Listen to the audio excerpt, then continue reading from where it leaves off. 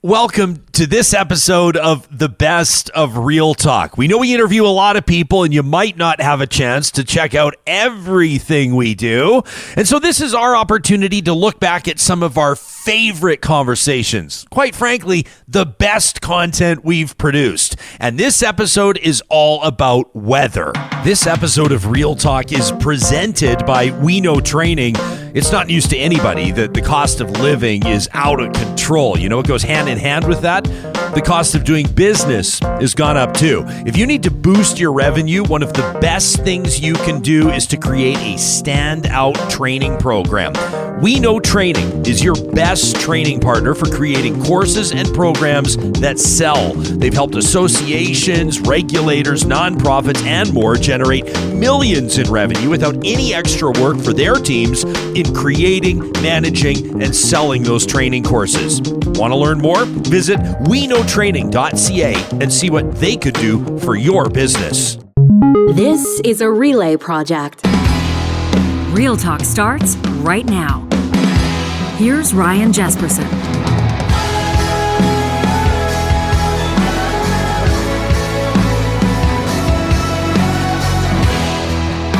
Aaron Jayjack is wired a little bit differently than most of us. He's a professional storm chaser. He loves running into the eye of the storm or just shy of it. And he doesn't mind at all when his windshield gets obliterated by softball-sized hailstones. Enjoy this interview. This is Storm Chaser Aaron Jayjack, just in the southwest of Didsbury, Alberta, with a tornado in progress right now, moving off to the east. Big tornado forming overhead, intermittent touchdowns, big funnel cloud overhead. Stay alert if you're downstream from Didsbury, Alberta. Big tornado forming right now. This is not tornado warn, but it's about to touch down. Now, more than 1 million people have watched his footage of that July 1st storm, and he joins us now live. Aaron Jayjack, welcome to Real Talk. It's nice to see you. Hey, thanks for having me here on Real Talk. And actually, that was a pretty fantastic description of myself and what I do. So well, I applaud you on that. Well, listen, I'm not gonna say I've been following you for years, because I haven't. I only have just discovered you, and I haven't stopped DMing you on Twitter ever since. Because the deeper I get into your YouTube channel, the more intrigued I am. What makes you tick? How did you get into this? What sort of nerve do you have to head straight for something like that? But help us understand what led up to July 1st. Like, where are you right now? How do you track storms, and what prompts you to drive halfway across the continent? Yeah, so right now I'm in Boissevain, Manitoba. I'm a U.S. citizen, but I am in the process of becoming a permanent resident here in Canada. My wife is a Canadian, and she's a storm chaser as well. She has a full-time job, but so doesn't storm chase professionally. But we met on Twitter back in 2018, and then things have taken off from there. And we have a son together. His name's Jet, like the jet stream. And yeah, so every day I desire to be in the biggest, baddest storms. So every morning I wake up, and first thing I do is get a cup of coffee and start looking at weather models. And in this particular chase, I had been watching the weather models for at least a week out from that Alberta system, that storm chase. And I had kind of seen that there were hints that there was going to be severe weather in Alberta on Canada Day, on that Saturday, even the day before. And so, as the day got closer to Canada Day, I started honing in on more of a target area. And I left the day before, Friday. And my initial target area was kind of the Red Deer and to the southwest towards the foothills, towards the Rocky Mountains was kind of my target area. So I left Friday and drove all the way got to Medicine Hat and stayed the night in Medicine Hat. Woke up Saturday morning, looked at, again, surface observations, looked at weather models. And to me, it looked like that likely a storm, the tornado, was going to happen near Olds, Alberta. So I was driving along Highway 2 to the north, midday, around lunchtime, looking off to the west towards the foothills, and I could start to see the storm starting to bubble up. And I eventually I got to a point where, okay, I need to go to the west and wait right here, because I think it's going to happen right here. And that was Olds, Alberta. I went to Olds, Alberta. I got some lunch at a little place, I think Prairie Donair. Nice. What it was called. I had Donair for the first time in Nova Scotia last year, chasing Fiona. So now I have this kind of a love for Donair. So How did the Donair stack up in Olds? It was decent. It wasn't as good as the one that I had in Nova Scotia. So, but We're going to hear from like the Donair lobby now, because there's like in our hometown of Edmonton, there's like 100 shops that fight it out for supremacy. I'm not even going to start naming them, because I'm going to make friends, but I'll make more enemies in the process of doing so. So you have lunch in Olds, and what are you keeping? And so now you've got some weather models, and you've got some, I'm sure, some apps and some tech that you have access to, but you've also got just your gut instinct, right? You're watching the sky, you're feeling the air pressure, I'm imagining. Well, yeah, 100% that, right? I get to Olds, and I could tell a storm's going to happen. It's just a matter of time. What I wasn't expecting was how rapidly things would occur. So I go in to get my Donair. It's kind of a sunny skies and not much going on, but just a little bit of bubbling of clouds off to the west. I get my Donair, walk out of the restaurant, and all of a sudden I could see that, oh my God, like things are really going to go bonkers here. Sky is dark. I could tell a big time storm was brewing off to the west. So I started driving towards it while I was eating my Donair. So everybody else is either fleeing the area. Maybe I'm being dramatic. A lot of people are certainly taking cover. They're paying attention to the storm warnings. We all got them on our phones. That sort of that sort of mass text that goes out, and everybody goes, "Oh my gosh!" When people see when most, and don't take offense to this, Aaron, I was going to say, when most normal people, when regular people get a message like this, an alert on their phone, they pay close attention. There was one down in Calgary just yesterday, and we heard from our family members down there. They're in the basement per the instructions, but here you are. You're racing toward it. This is, granted, a very civilian type question, but how do you know you're not going to get swept up in this? Like, you're driving your Subaru, right? And you're heading straight for this thing. It could change paths, and all of a sudden you could find yourself, 100 meters in the air, right?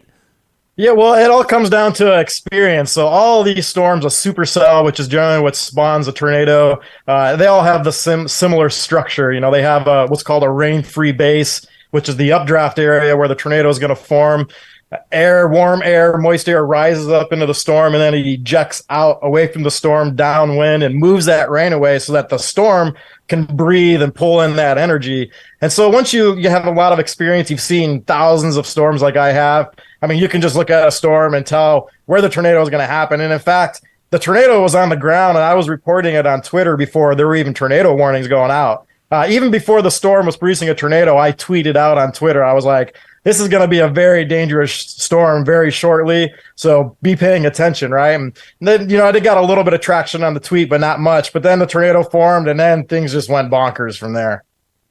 All right, we want to, we're showing people a bunch of your footage, and it's remarkable. And I want to get nerdy, by the way, in a second, ask you about your tech setup and how that all works too. But Johnny, we pulled a few clips here. Why don't we go here? So this is like as all hell is breaking loose. Here he is. We gotta go check on this house. Oh my God.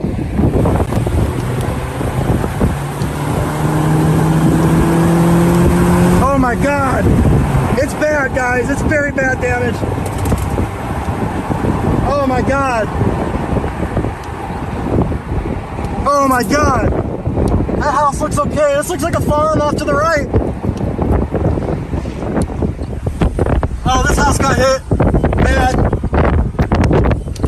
Oh my God. So for people that are just listening to this, you're seeing basically just splintered remains of a couple of properties. This tornadoes pass through there, what, like 45 seconds before you're there? The dust has barely settled. What's going through your mind? Is your heart beating? Like, how are you feeling? You're obviously concerned about human life. You're there to check on people's well-being. Take us through that. Yeah, so as I'm driving up to the tornado, right before that clip you just showed, I saw the tornado moving towards the highway. One of the things I'm doing, you asked about tech, I have a 360 camera. Actually, I have two of them mounted at the top of the car. And I'm trying to capture 360 video to where people can put on virtual reality goggles and actually experience what it's like to be right up next to one of these beasts. And to be able to get good footage, you got to get right up next to it. I mean, I actually wish I'd have gotten a little bit closer, but you got to get really, really close, right? And so as I'm driving up to it, I saw a roof go flying. I saw debris flying. So I knew it was starting to hit structures. You even hear me yell like, oh, it hit something big. And, what's going through my mind is that at that point, it goes from joy, because for me, being right next to a tornado like that, it's like the most blissful, joyous experience of my life. Like I will drive 30 hours for these things, right? Just for that 15 minutes. Sometimes it's only 30 seconds, but 15 minutes of complete, absolute joy for me. But that joy sometimes turns into a nightmare. I thought for sure I was going to find injured or even deaths from this tornado after seeing the damage that it had done. In fact, it was one of the most, it's hard to even put into words. Like when I was looking off to the left at the tornadoes, I'm driving up to the houses, it was like glitter. Sparkling. All the little bits of the farm was just churned up and swirling around. And I had never seen anything like that before. I've seen hundreds of tornadoes, thousands of storms, and I'd never seen it where it was like little bits of glitter just flying around. So I thought for sure I was going to find deaths or injuries. Yeah, it's absolutely incredible that no human lives were lost through the course of that storm. Obviously, some livestock was lost, and I know that that's a tough situation.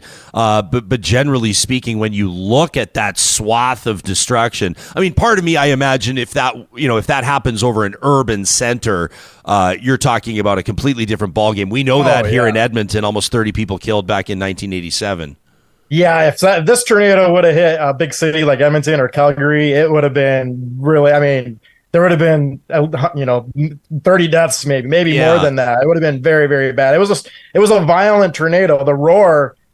So I've seen lots of tornadoes, right? So I can look at a tornado and get a pretty good idea of how strong it is. And I knew this one was violent. You even hear me in my video. I'm yelling, it's violent. It's a violent tornado. I could see the double inflow jets as it's pulling in air, right? I could see an inflow jet is where you see this stream right along the ground, and it's moisture and dirt and debris being sucked into the vortex, turned around and then shot up into the atmosphere. And based on that, and then the roar, only the strongest, the top echelon of tornadoes have this roar. So I knew I even thought maybe it was an EF5 tornado. It crossed my mind. I didn't want to say that, but it crossed my mind right at the moment. It was maybe an EF5. Ends up being an EF4 tornado. So Eric, very violent, very strong. For those of us that don't really understand like the ratings or how it all works, when you said I almost wanted to call it an EF5, but I didn't, is that like rating a restaurant a perfect 10 type thing? Like take us through the difference. Yeah, so there's the rating goes from EF0 to EF5. The majority of your tornadoes are going to be EF2 and lower. An EF0 tornado might break some tree limbs. An EF1 tornado start doing damage to a home, maybe ripping some shingles off, just, ripping off siding. EF2 tornado is going to start destroying a house, breaking down walls, and maybe ripping the roof off. And then you start getting into the EF3, EF4, EF5 tornadoes. EF3 can destroy a home, but maybe not completely. It'll leave some walls standing. That's why they say get into a middle part of your home, into a bathroom with no windows, because a lot of times an EF3 tornado will just knock down outer walls and leave those bathroom walls standing. Now, when you get into the EF4s, the violent tornadoes, EF4s and EF5s, and EF4 is going to be total devastation to a home, knock all the walls down. This tornado rolled a combine like 50 meters. And, you're very rare that you're going to have an EF4 or EF5 tornado. And then the EF5s are the most rare. In fact, there's only been one in Canadian history. 2007, Ely, Manitoba was an F5 tornado. And there has not been any other F5 or EF5 tornadoes in Canada since then. This one, an EF4, was only the second EF4 in Alberta. The strongest tornado since 1987, Black Friday Edmonton tornado, was an EF4. And I think the last EF4 in Canada was in 2013. So again, a rare tornado. An EF5 tornado is going to sweep everything away. All you're going to be left with is maybe a slab, and that's it. There'll be nothing left. That debris will be, just ripped away from the home site that was destroyed. And it's actually hard to get an EF5 tornado because the enhanced Fujita scale is based on damage indicators. And damage indicators are, for example, an EF5 tornado is going to need to hit a well-built home, a home that's been bolted down very well to its foundation, down to the ground, and bolts essentially get sheared off and blown away. As an example, an EF5 tornado in Joplin, Missouri was able to pick up those concrete blocks in a parking lot that when you drive up to that are flat to the ground, so wind can't even get underneath them. They weigh several hundred pounds. And in Joplin, Missouri, they picked up these blocks and blew them away. And then even moved a hospital, which is usually a very, very well-built, fortress. It moved the hospital off its foundation, and that hospital had to be destroyed and rebuilt. So EF5 is very, very rare event, 201 plus mile per hour tornado. It's just hard to wrap your mind around it. Back on May the 8th, and people can check our podcast archives, check out our YouTube channel if they want to watch it. We talked to Mike Flanagan. Mike's, I think, widely regarded as one of Canada's most in-the-know wildfire experts, and he was talking to us about the real intensity of the early wildfire season, and he talked about the impact of climate change, and really interesting insight for anybody that wants to watch that. That was on May the 8th. You've been storm chasing for years. Your sample size obviously isn't 2,000 years on planet Earth, but based on what you've seen over the past while, in your estimation, is storm activity getting worse? Are they getting more intense, more frequent? What are your observations? My observations are that things are becoming more frequent, especially when you get into like tropical cyclones, which really, so one of the things with warming is that warming that air, it's creating the environment, the atmosphere to be more moisture laden, and hurricanes really feed off that warm, moist air. And, I've been chasing for over 20 years, and in the last 10 years, I've been in several major hurricanes. And, if you look at the statistics, like it's more major hurricanes than previously you would have seen, in that 10-year time span, right? But again, it's a small sample size. But to me, my anecdotal evidence is that storms are becoming more frequent. The more powerful ones are becoming more frequent. But it's not necessarily making storms any more intense. It's just those intense storms may be happening more frequently, right? We're bound by the laws of physics here on Earth, which is a constant, and you're not going to get a hurricane that's producing 1,000 mile per hour winds, for example, because of climate change, right? But you may see more frequent Category 5, Category 4 hurricanes. You may be seeing more frequent tornado outbreaks, and things of that nature. You got to tell us about this. Let's throw to this audio. What you're about to hear is softball-sized hail absolutely blowing up Aaron's windshield. Here he is from New Mexico. Here comes emergency crews, guys! Emergency crews coming. I'm gonna keep up with the storm. I can't get in there anyway. There's power lines, but emergency crews are coming. I see lights just behind me. That is, of course, video from the Didsbury tornado, but I want to load up this Roswell, New Mexico video. This is just wild. You got to check this out. Here's Aaron during a hailstorm like most people won't ever see. Oh, that was a softball.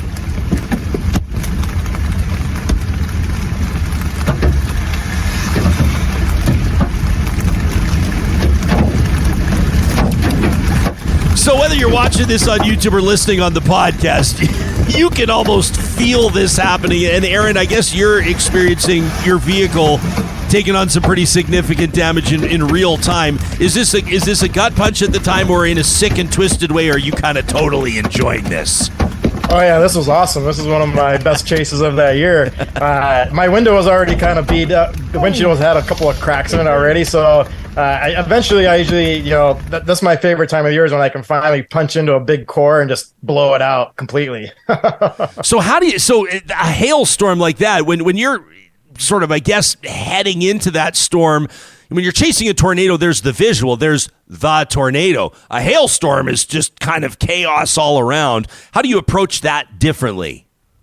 Yeah, so, the difference is, there's a little bit more of a caution with chasing a tornado as you're trying to make sure you're getting as close as possible, but keeping yourself a safe distance away.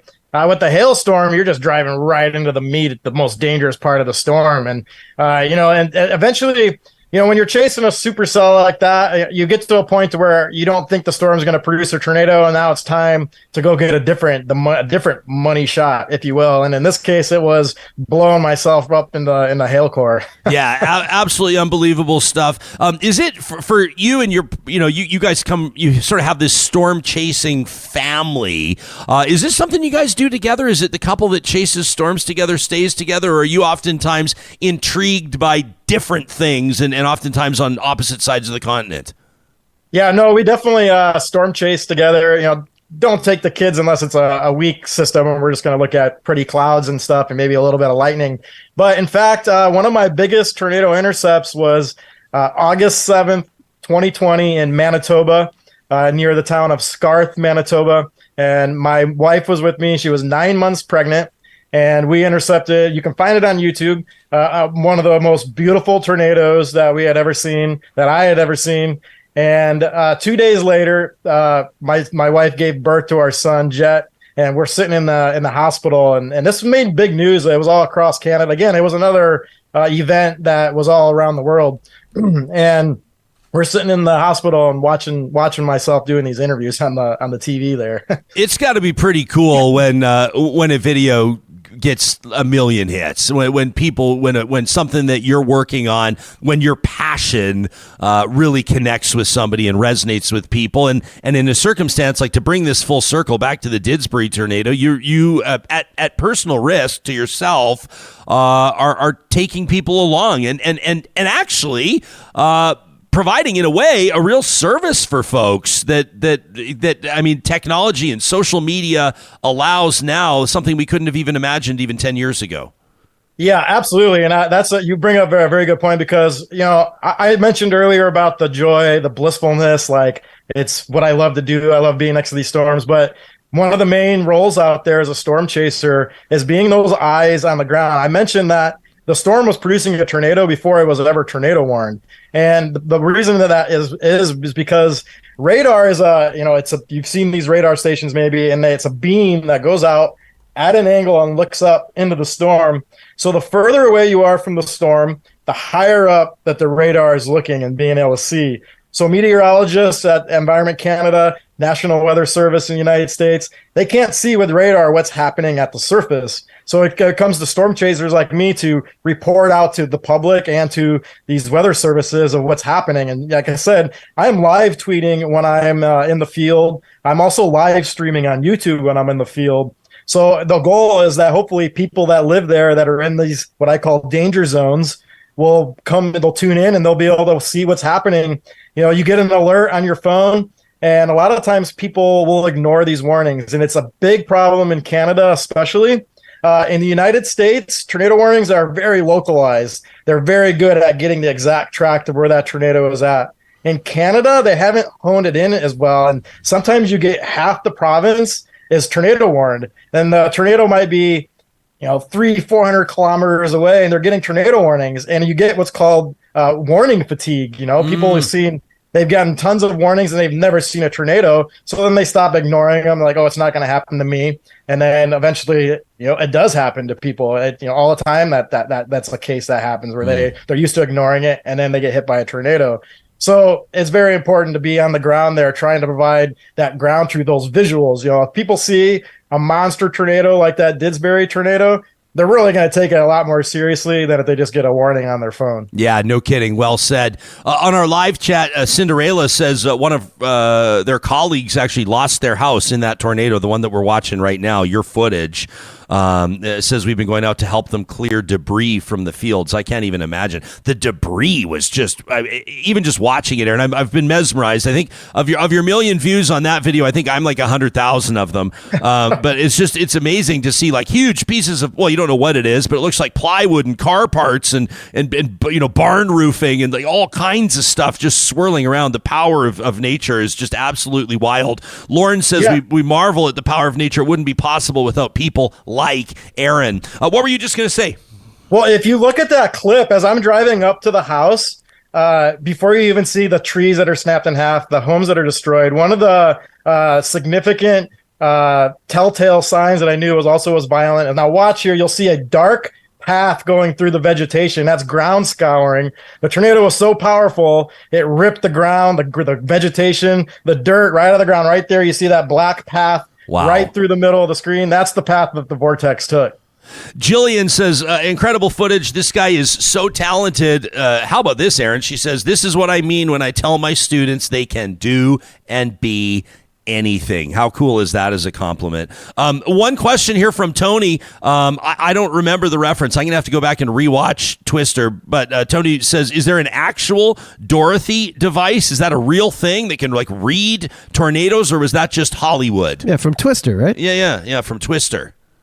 Yeah, so I want to mention one thing about Twister. You mentioned it earlier. In fact, Twister is one of the things that actually kicked off my passion for these tornadoes. I was already interested in weather, just didn't know that you could storm chase. And then I saw Twister and it just blew my mind, right? I'm like, that's what I want to do with the rest of my life. So, but yeah, there are devices, scientific devices. I've actually been a part of some teams that we've deployed some devices into a tornado. In fact, one of my friends, a well-known storm chaser, has an armored vehicle, and we had rockets mounted at the top of it.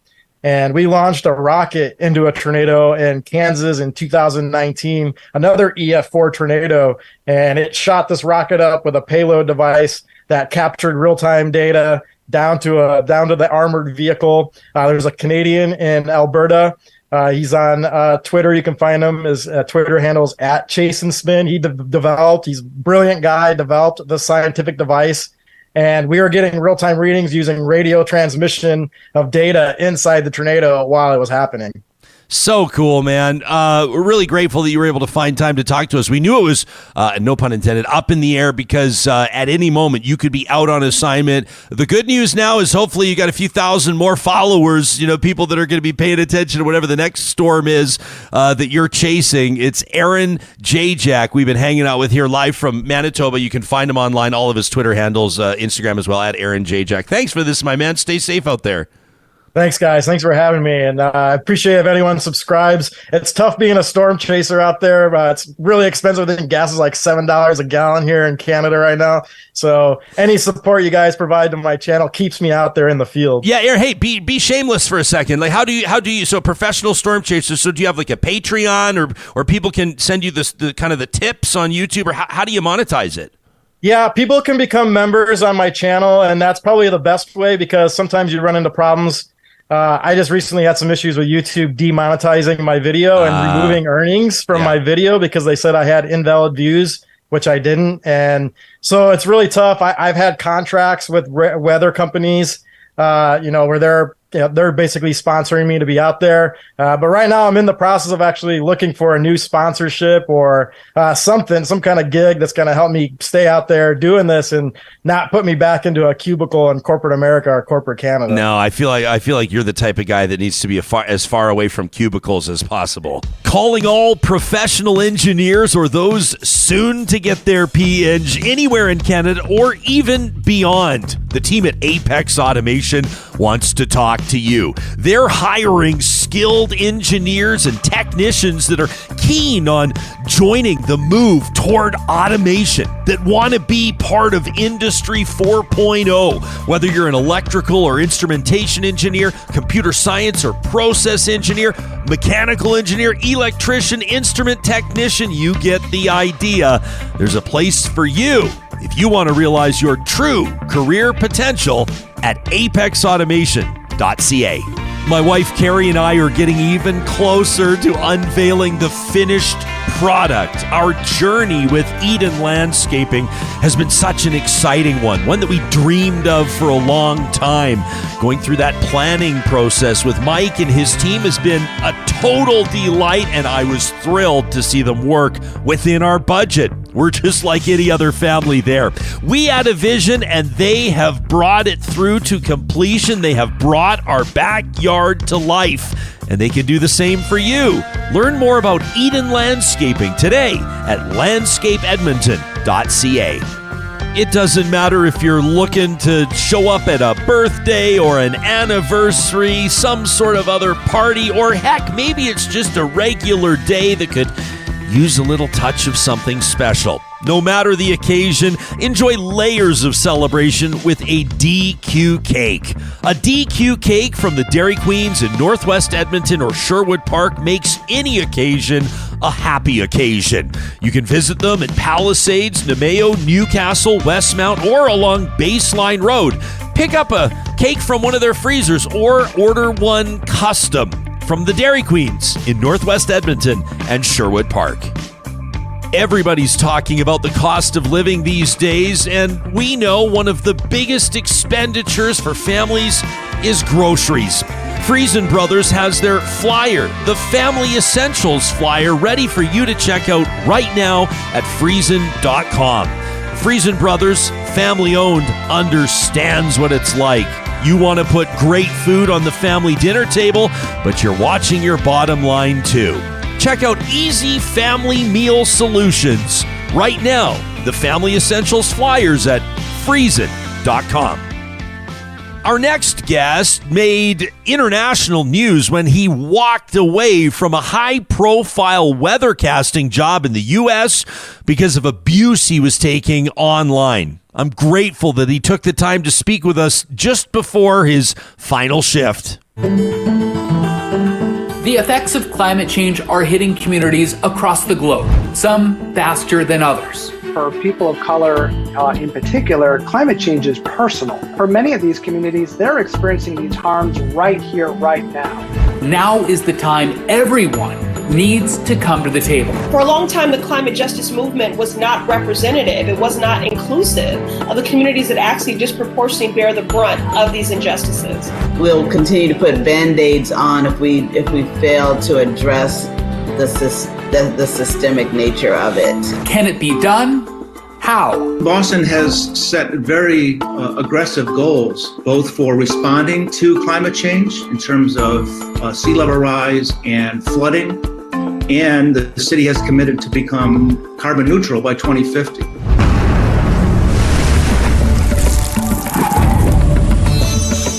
Welcome to the Climate Project. I'm meteorologist Chris Glonninger on the First Alert Weather Team. I've been covering climate change for 15 years, and in doing so, I've come to realize that there are some communities that are affected by it more than others. Before we get to that, though, let's start talking about the problem that is climate change. It's funny, Ryan. So my friend is the chief meteorologist in Newfoundland in St. John. So he has not had me on the show, though. So this is the first. Okay, good. Well, I'm glad that we get to have those bragging rights, and it's a real honor to have you here, Chris. We're going to get into the serious stuff. I mean, you're essentially walking away from a career, a storied and celebrated career of 18 years, almost 20 years, for some pretty significant reasons. But why don't we first get to know you a little bit? What drew you to meteorology? What drew you into broadcasting? Did you always dream of doing this? I did since second grade. Hurricane Bob back in 1991. I was in second grade, going into the second grade, and I was fascinated by the wind, the water, and then after the storm, all the sailboats that had washed up on our main street and the beaches surrounding our downtown. I was fascinated that Mother Nature could pack such a punch, and it was after that I continued that dream, that passion through elementary school, through high school, and made my way through college, got my undergraduate degree in meteorology, and started in broadcast shortly thereafter, going all over the United States, from upstate New York to Boston to the Great Lakes, now here in Des Moines as chief meteorologist for another day and a half. Yeah, for another day and a half. I mean, you wrap it up this week, and let's get to the tweet. This is the one that caught our attention. I'm grateful you responded to my inquiry, by the way. You told your followers, you told your fans, 18 years, 7 stations, 5 states. I'm bidding farewell to TV to embark on a new journey dedicated to helping solve the climate crisis. And Chris, we'll obviously get to that.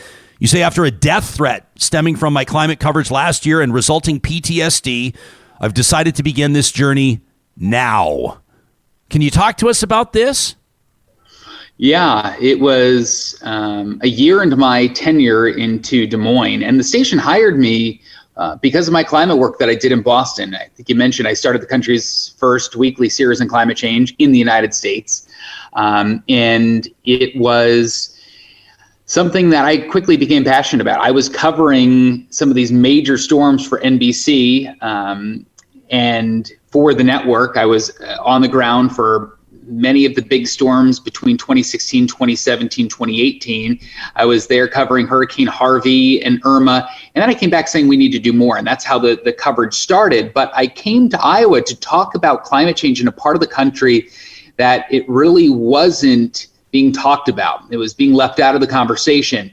So I got some pushback, but it hit a peak when I received that death threat.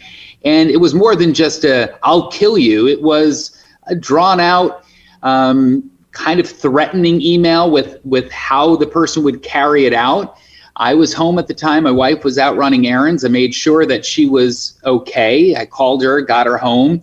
While I was paralyzed, I couldn't really walk or move. My mind was racing about all these possibilities, and it just launched what was a pretty stressful year. I had been a firefighter in college. I've been through some stressful times during that as well, but this was an element or a level of anxiety that I had never experienced before.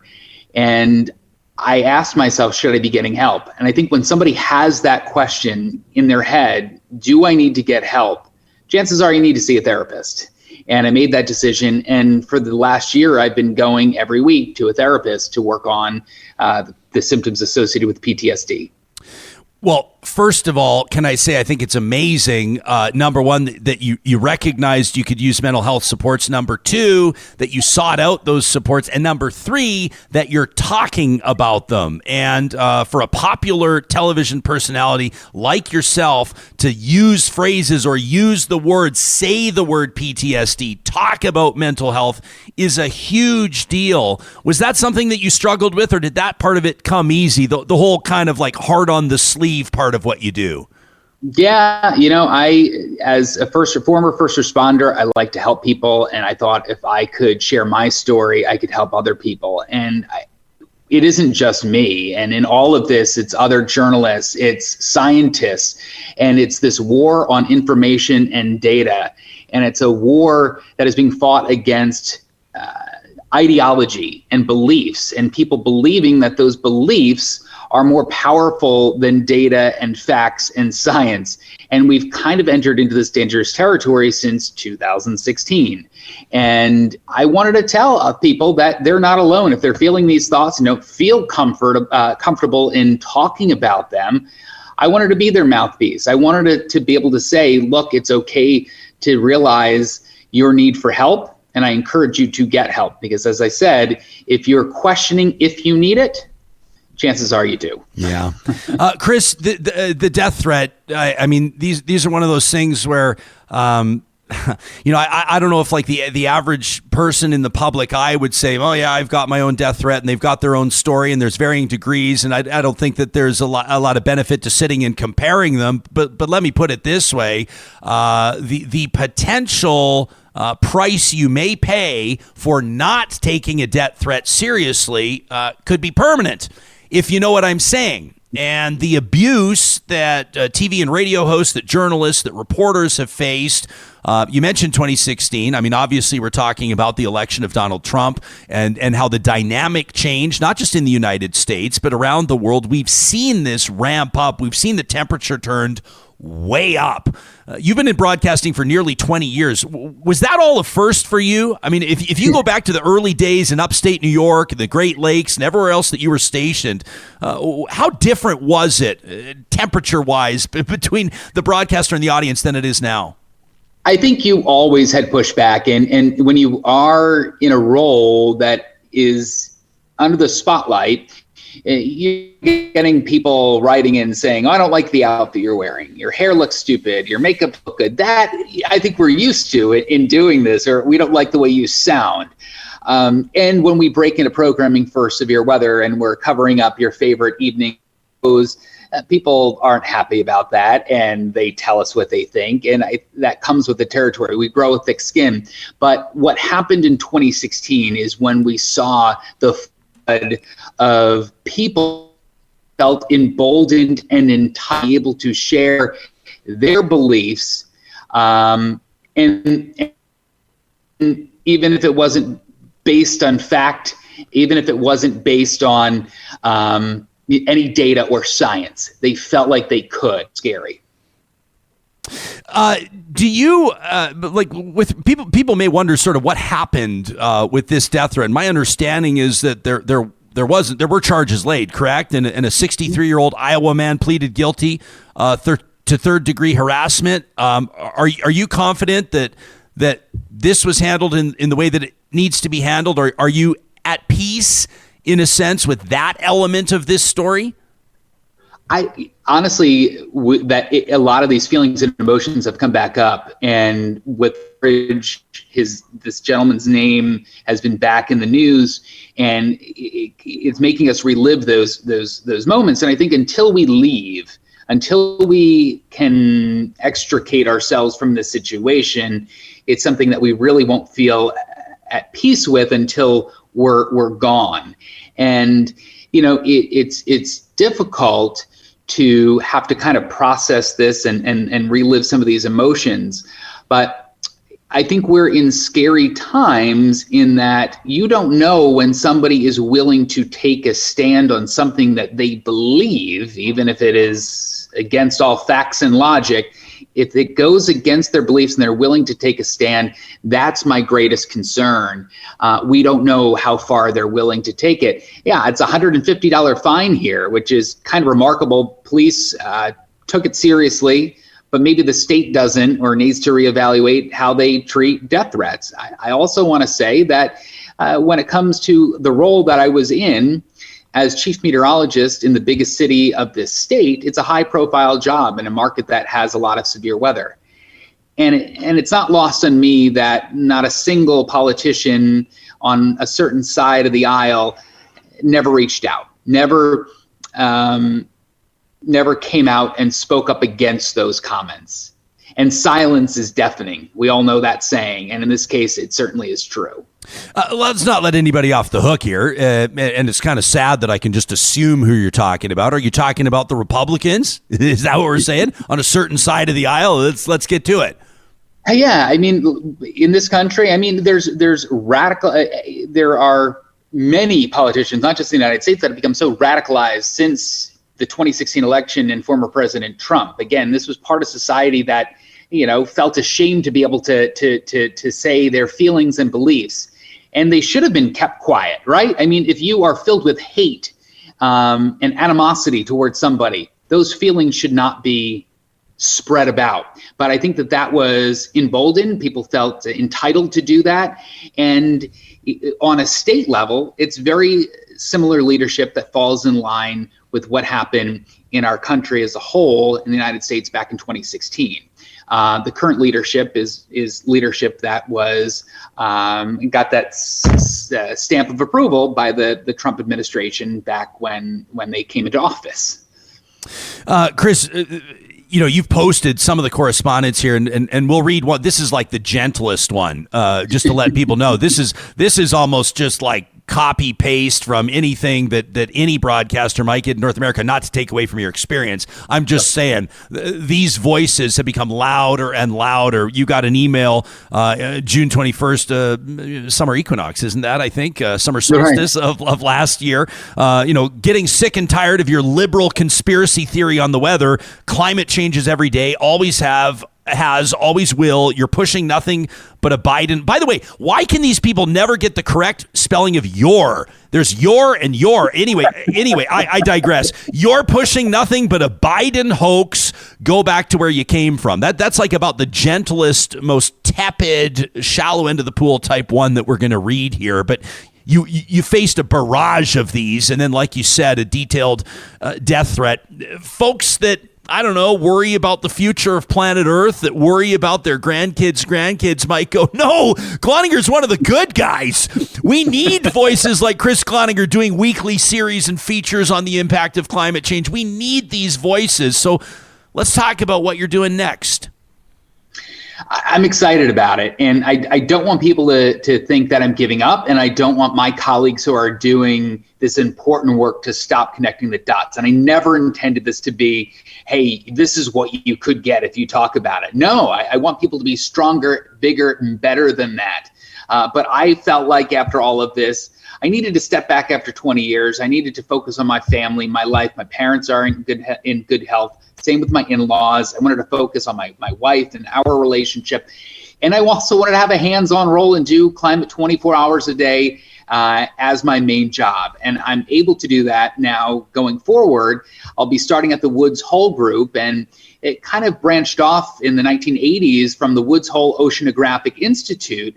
And a group of oceanographers, coastal engineers thought that we could work with communities and build resilience. And that has kind of developed into working with towns, municipalities on preparing for climate change, building resilience, finding ways to mitigate and adapt to climate change. Everyone's going to want to live next to the water, or whether that be an inland lake, a river, or the ocean. Oceans are rising, rivers are prone to more flooding, but how do we coexist naturally with water?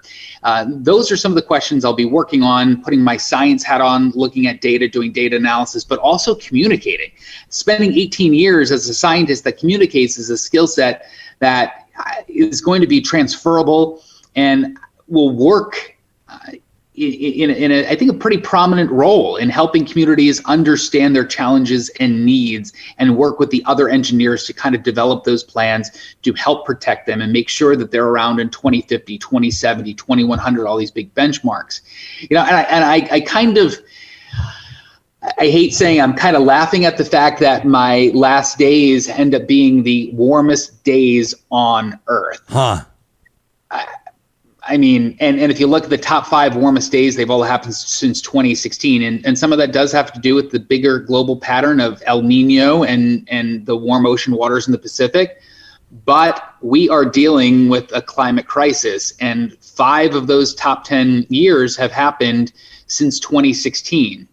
And by 0.5 of a degree, and on a global scale, that is a significant number that we broke that record by. And I'm leaving on what will be one of the hottest days in 125,000 years. And we know that through ice cores. We know that through ocean sediment. We're able to take that data and analyze it and get a good understanding of what the atmosphere was like back over 100,000 years ago, which is remarkable, but it's also pretty scary, and that we're now reaching those levels. And it should be sounding the alarm bells to everyone.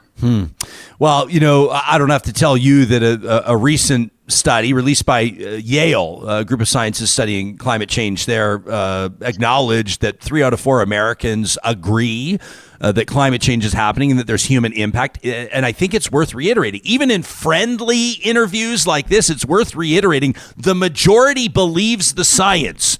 The majority believes the science. Let's continue to repeat that and remind ourselves that that's a fact. I'm not sure if you're familiar with the city of Calgary. It's about 3 hours south of us here in Edmonton. They're about to host the Calgary Stampede. Millions of people are going to visit that city.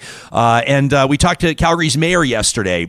She was on our show about 1.5 years ago when she was first elected. The morning after, I said, "What's your first order of business?" This is an oil and gas center. This is Canada's energy capital, Chris. Okay.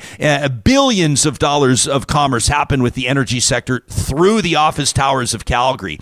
And when we asked her 1.5 years ago, "What's your first order of business?" she said, "I'm going to declare a climate emergency." And people blew a gasket. I mean, other people erupted in applause, but a lot of people were really upset.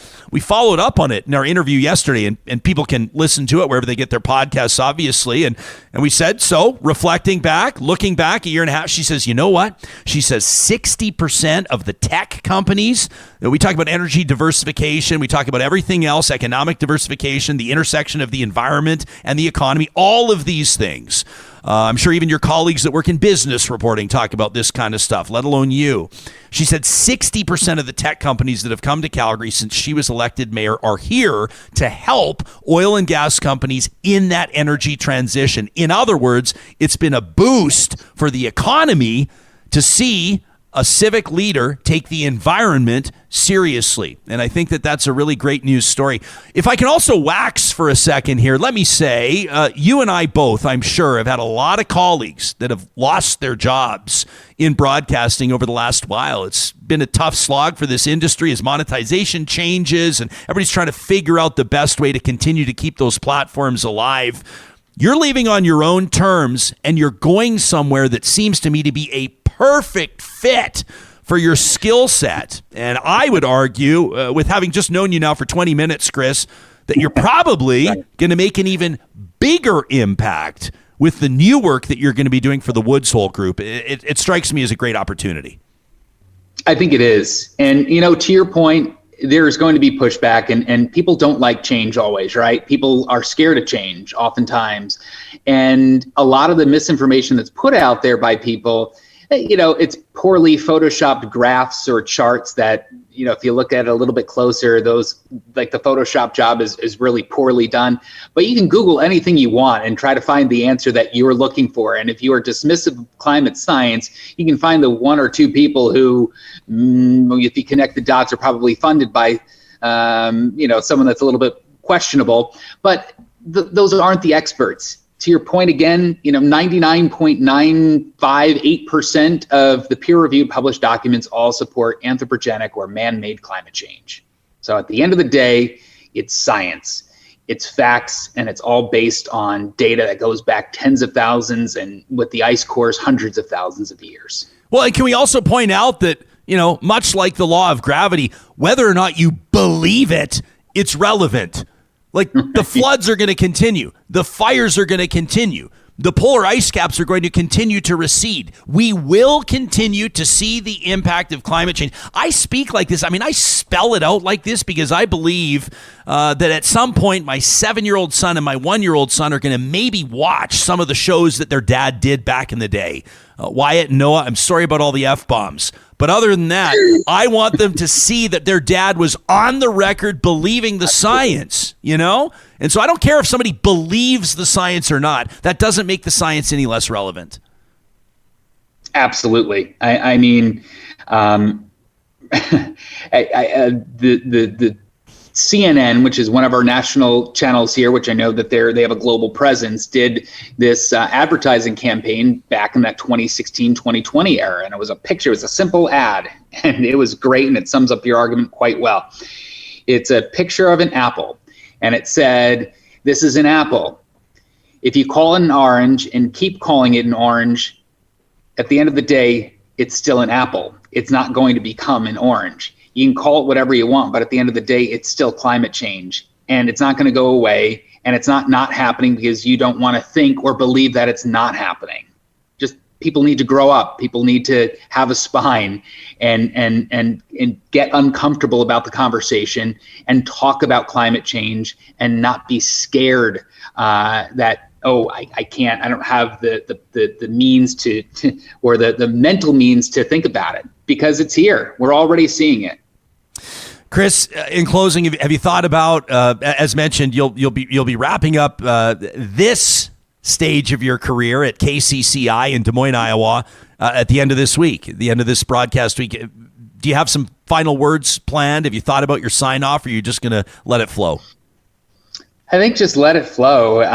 There's going to be a lot of emotions that hit us when we're driving tomorrow evening to Massachusetts.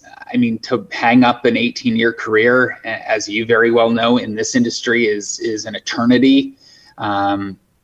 It will hit me at some point. We're kind of living on adrenaline, the anticipation, the excitement, the putting the behind us of the threat. Look, we made tremendous friends here. People that are closer than some family that we have. There are great people here. They responded with emails, up to about 300 of them, all positive and happy with the job we're doing. So it's important to know it's the it's the loud majority, or the loud minority that are writing in. And I don't want people to get a bad taste in their mouth, because that is not representative of all Iowans. Our time here has been very positive in many ways, but until we can really remove ourselves from the situation, I don't think that those emotions will hit us until we're out of this environment where, we're having to watch over our watch behind us to see what's happening and going on. But with my going away message, I want people to keep having that conversation. Just because I'm Glon doesn't mean the conversation has to stop. I just want it to be starting. And I hope that I got the ball rolling in a part of the United States where it hasn't been discussed or talked about in regular conversation.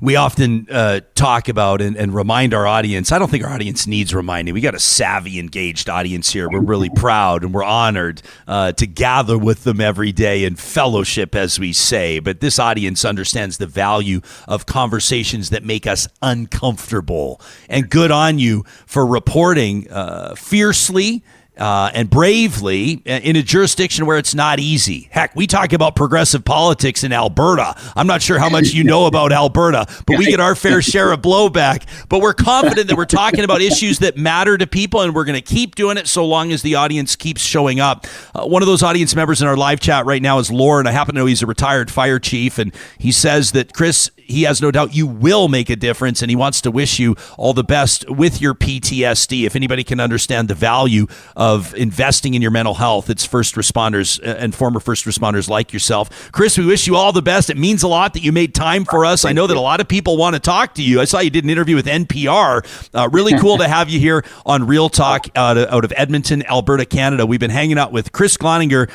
for 2 more days, the chief meteorologist at KCCI 8 in Des Moines. Be well, Chris.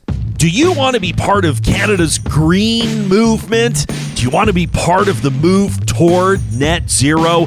Kubi Renewable Energy is Western Canada's busiest solar installer. And right now, they're hiring.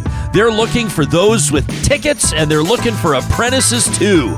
Kubi Energy is young, they're growing, and they're reshaping the energy portfolio in Canada. You can check out some badass projects that they've been working on and apply to work there by visiting kubienergy.ca. Tens of thousands of Canadians trust Athabasca University with their post-secondary experience. Why? Well, in part because of its accessibility, its convenience. AU has world-class accredited online programs and courses that offer you the flexibility to learn at your own pace on a schedule that suits your lifestyle. You know what else is pretty great?